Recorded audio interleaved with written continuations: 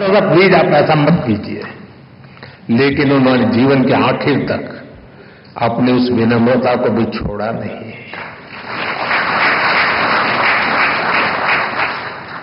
राष्ट्रपति बनने के बाद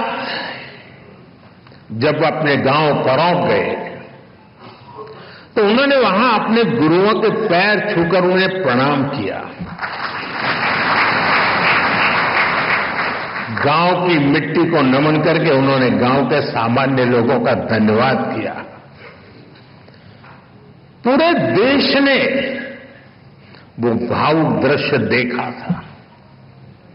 उनके इस आचरण ने दुनिया के सामने भारत के संस्कारों की ऐसी तस्वीर सामने रखी जिस पर हर भारतवासी गर्व करता है। साथियों, गुलामी के सैकड़ों साल में हमारे देश ने आर्थिक और सामाजिक रूप से बहुत कुछ खोया था। हमारे पूर्वजों ने सदियों तक संघर्ष किया। महात्मा गांधी, बाबा साहब आंबेडकर, ज्योतिबा फूले, सावित्रीबाई फूले, ऐसी कितनी ही महान विभूतियों ने भारत के नवनिर्माण का सपना देखा था। एक ऐसा भारत जहां गरीब से गरीब, वंचित से वंचित को शिखर तक पहुंचने का अवसर मिल सके।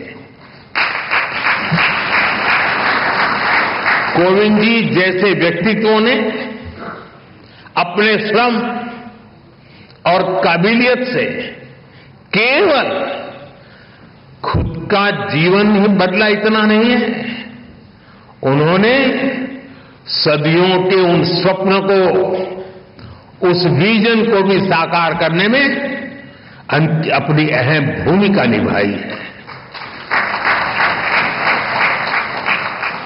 और इस दिशा में हम सबके प्रयास अभी भी जारी है।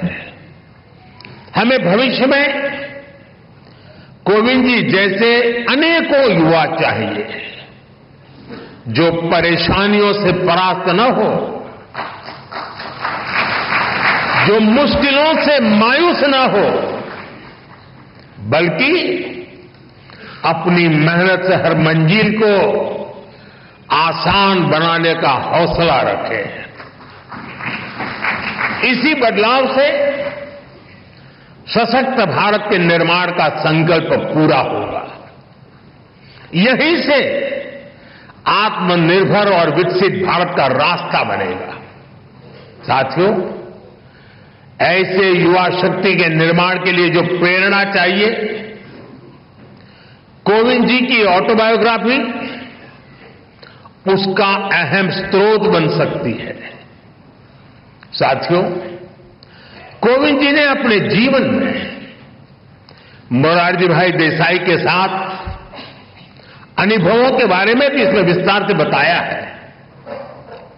कोविंद जी के भीतर देश सेवा की जो भावना थी, मोरारजी भाई के साथ काम करके उन्होंने जो सीखने को मिला, जो रास्ता मिला, कोविंद जी ने राजनीति और समाज सेवा को अपना मार्ग बनाया। वो अपने कर्तव्यों के लिए समर्पित रहे। सेवा को उन्होंने अपना लक्ष्य बनाकर काम किया। संसद में उनका कार्यकाल गवाह है। राज्यपाल के रूप में भी उन्होंने एक उदाहरण प्रस्तुत किया। राष्ट्रपति के रूप में भी हमें उनकी यही कर्तव्य निष्ठा दिखाई देती रही। यहां तक कि राष्ट्रपति जैसे सर्वोच्च पद से सेवा मुक्त होने के बाद भी उन्होंने विश्राम नहीं लिया है। वो अभी भी एक देश एक चुनाव, वन नेशन वन इलेक्शन जैसे महत्वपूर्ण विषय पर काम कर रहे हैं, देश को जगा रहे हैं।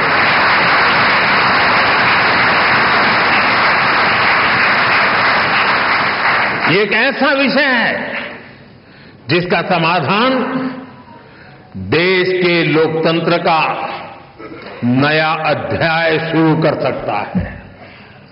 मैं मानता हूं कोविंद जी की इस कर्तव्य निष्ठा और सेवा भाव से देश के लोग बहुत कुछ सीख सकते हैं। साथियों, सामाजिक जीवन में सक्रिय रहते हुए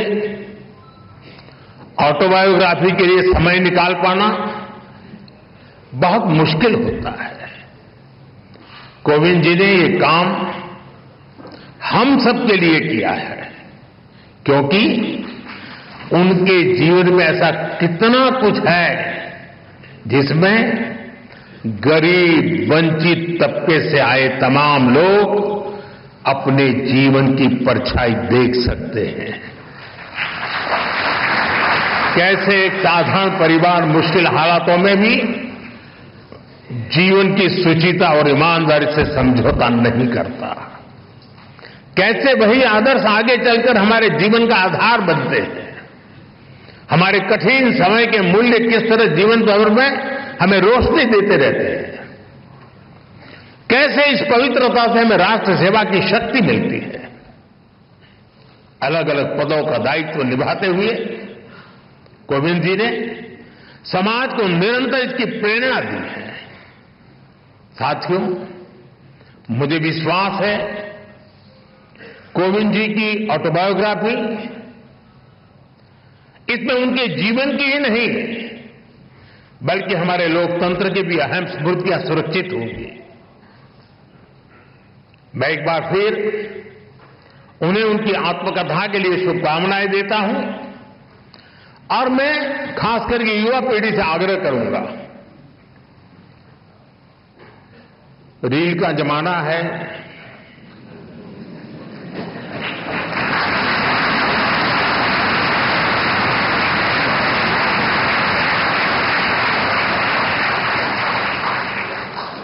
सोशल मीडिया में इन्फ्लुएंसर आपको खींच के कहीं कहीं ले जाते हैं।